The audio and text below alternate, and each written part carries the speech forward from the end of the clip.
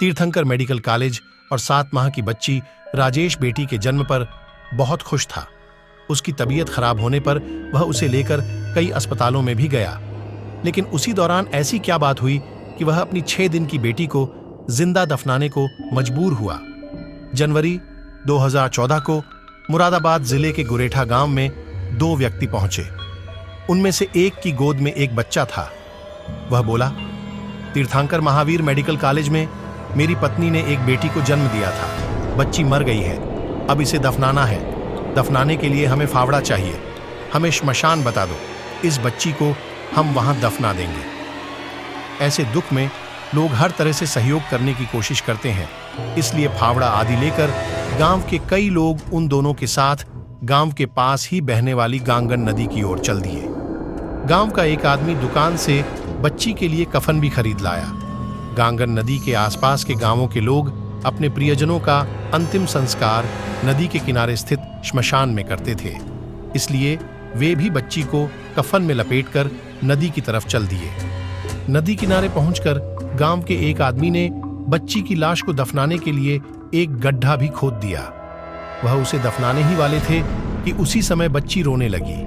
बच्ची के रोने की आवाज सुनकर गांव वाले चौंक गए, क्योंकि उस बच्ची को तो उन दोनों लोगों ने मरा हुआ बताया था। बच्ची के जीवित होने पर उसके पिता और साथ आए युवक को खुश होना चाहिए था, लेकिन वे घबरा रहे थे। उनके चेहरे देखकर गांव वालों को शक हो गया।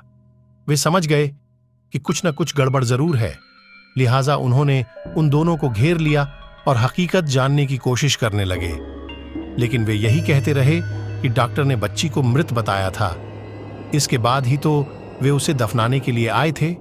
ये बात गांव वालों के गले नहीं उतर रही थी। शोर शराबा सुनकर आसपास खेतों में काम करने वाले लोग भी वहां पहुंच गए। भीड़ बढ़ती देख वे दोनों वहां से भागने का मौका ढूंढने लगे।